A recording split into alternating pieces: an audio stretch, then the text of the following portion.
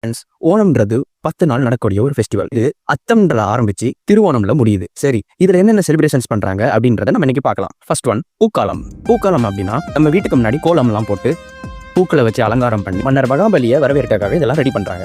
ரெண்டாவது, வல்லம் கல்லி. இது கேரளாவில் நடக்கக்கூடிய ஒரு ஃபேமஸான போட் ரேஸ். அந்த போட்டை பயங்கரமா டெக்கரேட்லாம் பண்ணி இது வந்து கேரளா ரிவர்ஸ்ல மட்டும் நடக்கும். மூணாவது, புலிக்காளி. இது ஒரு மனுஷன் வந்து புலியை போல வேடம் அணிஞ்சு மக்கள் எல்லாம் மகிழ்விப்பார். நாலாவது வந்து ஒணக்களிக்கள். இதுல மொத்தம் 4-5 கேம் இருக்கு. ஒன்று வடங்குத்தல், தம்பு எய்தல், பந்து எறிதல், அந்த மாதிரி நிறைய கேம்ஸ் இருக்கு. அஞ்சாவது ஓணம். இது மொத்தம் 20க்கும் மேற்பட்ட உணவு வகைகளை வாழை இலையில பரிமாறுவாங்க. ஆறாவது, கை கொட்டி காளி. பெண்கள் எல்லாரும் நடுவில் ஒரு ஒளியை ஏற்றி அதை சுற்றி வெள்ளை சாரி அணிந்து பாடி டான்ஸ் ஆடுவாங்க. அப்புறம் கோவில்களில் பூஜைகள் அந்த மாதிரி எல்லாமே பண்ணுவாங்க. இந்த மாதிரி ஃபெஸ்டிவல்ஸ் எல்லாமே இருக்கிறது மக்கள் எல்லாரையும் ஒன்றிணைக்கிறதுக்கு தான் அப்படின்னு எனக்கு தோணுது. உங்களுக்கு என்ன தோணுது அப்படின்றத கமெண்ட்ல சொல்லுங்கள்.